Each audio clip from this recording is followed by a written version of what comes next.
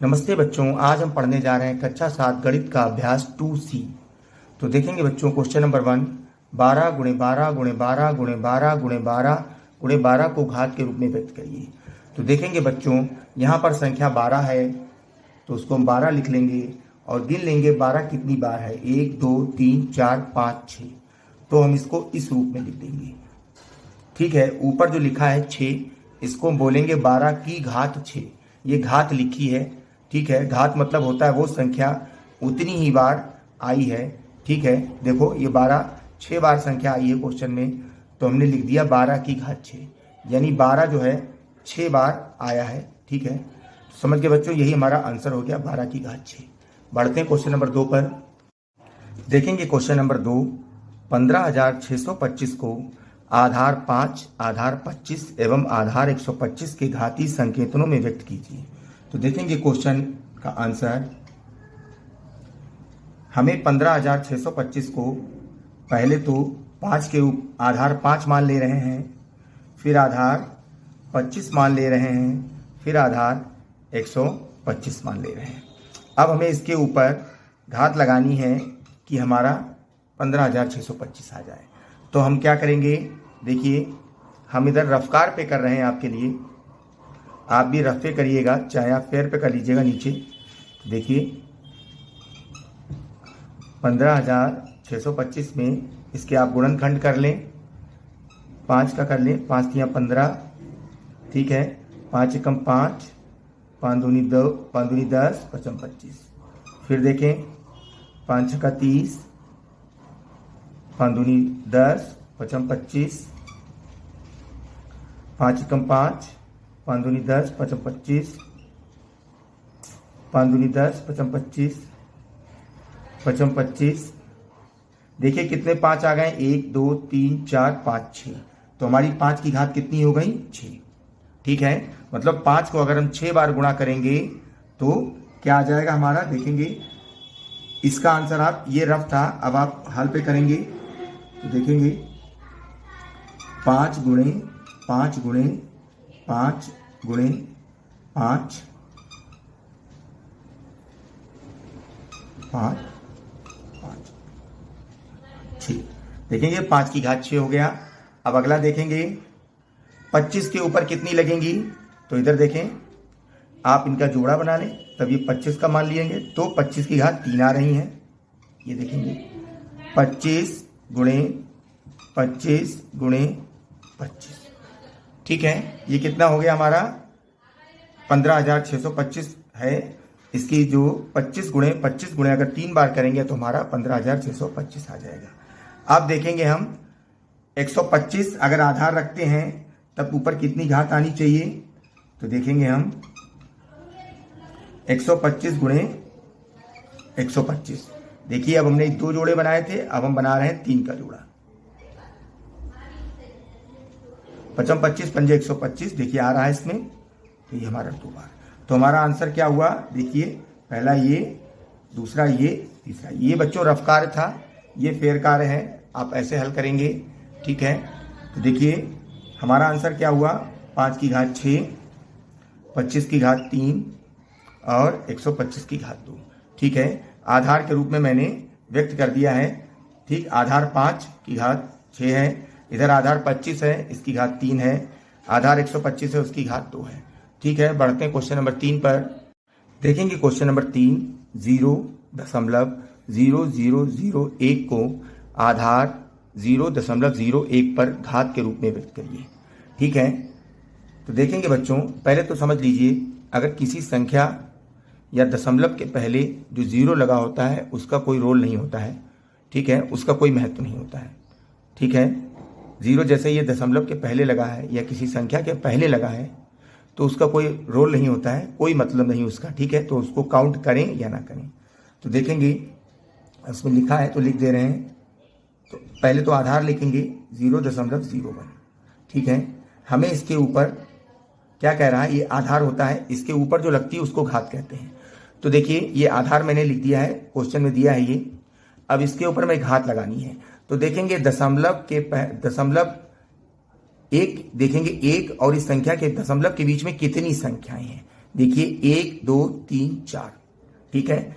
और यहां पर कितना दिया है 0.01, तो ऊपर घात कितनी हो जाएगी देखेंगे, ठीक। तो मेरी बात समझ गए आप लोग, कितनी घात हो गई 2, कितनी घात हो गई बच्चों 2। देखेंगे, ध्यान रखेंगे, जैसे अगर 4 दिया है तो यहां पर मैंने उसको आधा 2 होता है 2 लिख दिया। अगर यहां पर 6 संख्याएं हो जाती दशमलव के बाद, 5 जीरो हो जाते और एक संख्या 1 हो जाती तो 6 हो जाती, तो हम यहां पर 3 कर देते।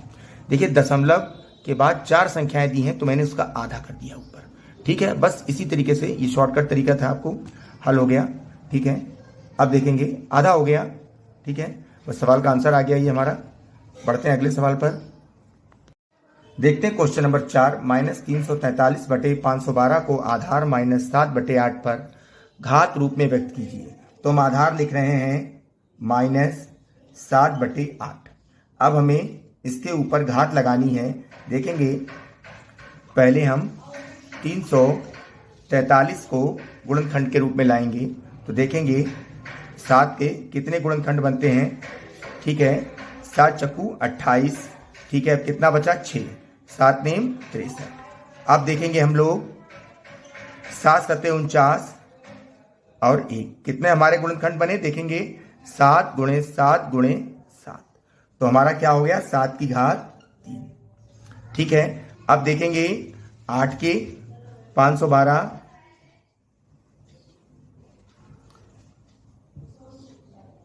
देखेंगे 8 छंग 48 बचे 3, 32 हो गए, 8 चक्कू 32, 8 अट्ठे 64, 8 एकम 8, तो कितने हमारे गुणनखंड बन गए हैं, देखेंगे 8 गुणे 8 गुणे 8, यानी 3 बार, तो ये क्या हो गया हमारा, ये भी 3 हो गया, ठीक है। मगर ध्यान रखेंगे हम इसको हम लोग ऐसे नहीं लिखते हैं, इसको हम लोग कैसे लिखते हैं, -7/8, ठीक है, ब्रैकेट में करेंगे और पूरे के ऊपर 3 लगा देंगे, यानी -7 के ऊपर भी घात 3 है और 8 के ऊपर भी घात 3 है, तो क्या हो गया हमारा ब्रैकेट के अंदर -7/8 की घात 3, ये हमारा क्या हो गया, आंसर हो गया, ठीक है। बढ़ते हैं अगले सवाल पर। देखते हैं क्वेश्चन नंबर 5, 1000/1331 को आधार 10/11 पर घाती संकेतन में व्यक्त कीजिए। तो हम आधार क्या लिखेंगे 10/11। अब देखेंगे कि 1000 को कितने गुणनखंड आते हैं 10 के, देखते हैं 10 एकम 10 और 2 जीरो हैं, 2 जीरो मैंने उतार लिए। फिर देखेंगे 10 एकम 10, 1 जीरो बच रहा है, 1 जीरो उतार लिया, 10 एकम 10, तो कितने आ गए 10 की घात 3 बार आ गए हैं ना, 1 2 3, तो मैंने 10 की घात 3 उतार दी। अब देखेंगे 1331 11 के रूप में, देखेंगे 11 एकम 11 बच रहे हैं 2, 23 हो गए, 11 दूनी 22, 1 बच रहा है 11 एकम 11।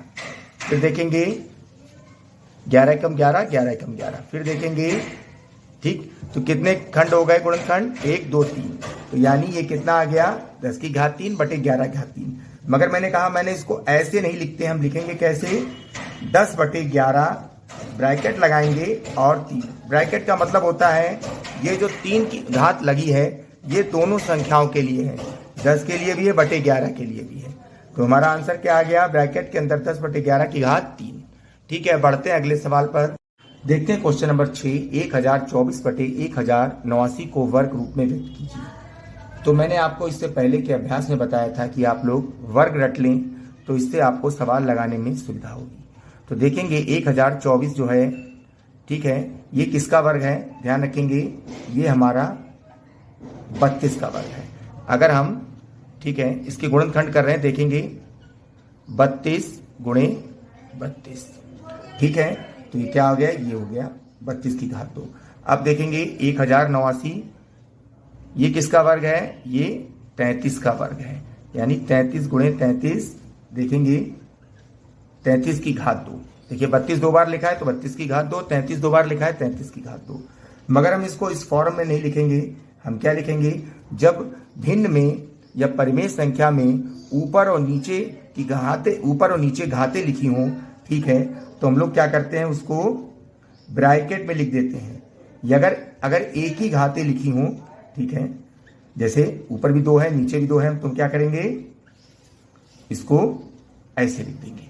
तो हमारा आंसर क्या हो गया, ब्रैकेट के अंदर 32/33 की घात 2। ठीक है, बढ़ते हैं अगले सवाल पर। देखते हैं क्वेश्चन नंबर 7। 512/729 को घन रूप में व्यक्त कीजिए। मैंने बच्चों बताया कि आप लोग 1 से 25 तक वर्ग याद कर लें और 1 से 20 तक घन जरूर याद कर लें, जिससे आगे के सवाल लगाने में आपको बहुत सुविधा होगी। तो जैसे 512 8 का घन होता है, ठीक है। 729 9 का घन होता है। किसका होता है, 9 का। ठीक है, तो देखिए क्या हो गया, ब्रैकेट के अंदर तो यानी दोनों के लिए 8 की घात 3 भी है, 9 की घात 3 है। ब्रैकेट के अंदर क्या बोलेंगे इसको हम लोग, ब्रैकेट के अंदर 8/9 की घात 3। ठीक है, बता दे रहा हूं, दिखा भी दे रहा हूं। जैसे 512 जो है 8 × 8 × 8, ठीक, 8 × 8 = 64 × 512। आप देखेंगे 729 9 × 9 × 9, 9 ने 81 ने 729। ठीक है, तो क्या हो गया हमारा, ब्रैकेट के अंदर 8/9 की घात 3, ये हमारा आंसर हो गया। बढ़ते हैं अगले सवाल पर। देखते हैं क्वेश्चन नंबर 8। 0.0000001 का वर्ग रूप होगा। देखिए 4 ऑप्शन दिए गए हैं, ठीक है। तो अब मैं इसको शॉर्टकट तरीका बता रहा हूँ आपको सॉल्व करने का। इससे पहले भी मैंने बताया था।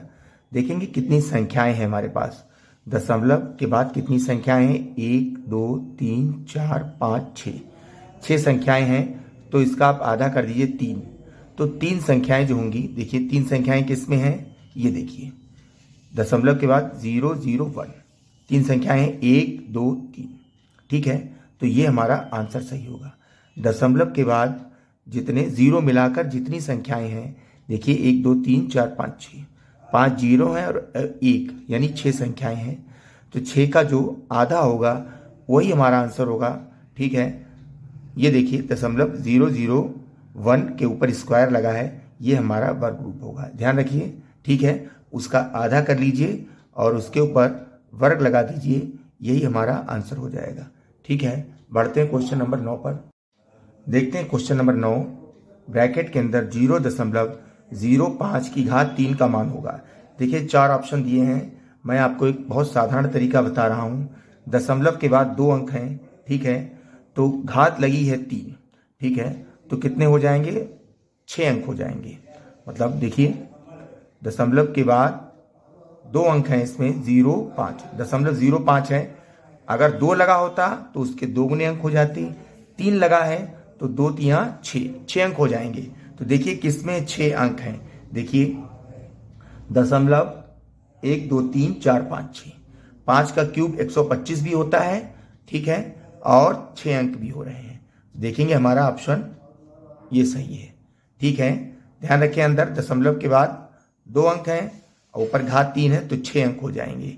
ठीक है, अभी मैंने इससे पहले भी बताया था, अगर घात 2 लगी हो ऊपर तो 4 अंक हो जाते हैं दशमलव में, इसमें घात 3 लगी है तो आप 6 अंक हो जाएंगे। 2 3 6, देखिए 6 अंक हो रहे हैं। तो हमारा क्वेश्चन नंबर इसका 9 का चौथा सही है। बढ़ते हैं अगले सवाल पर। देखते हैं क्वेश्चन नंबर 10। 64/125 के घन रूप का आधार होगा। ठीक है, देखिए 4 ऑप्शन दिए हैं इसमें। तो 64 किसका घन होता है, 4 का। 125 किसका घन होता है, 5 का। ठीक है, तो इसका कौन सा आंसर होगा, 4/5। मैंने आपसे पहले भी कहा है बच्चों कि 1 से 15 तक घन आप कंठस्थ कर लीजिए और 1 से 25 तक वर्ग आप कंठस्थ कर लीजिए, जिससे आपको आगे के कोई भी सवाल लगाने में बड़ी सुविधा हो जाएगी। ठीक है बच्चों, ये हमारा अभ्यास समाप्त होता है। ठीक है, मिलते हैं अगले अभ्यास पर। तब तक पढ़ते रहिए, आगे बढ़ते रहिए, देश को विकास के रास्ते पर ले जाइए। जय हिंद, जय हिंदी, जय हिंदी भारत। नमस्ते बच्चों।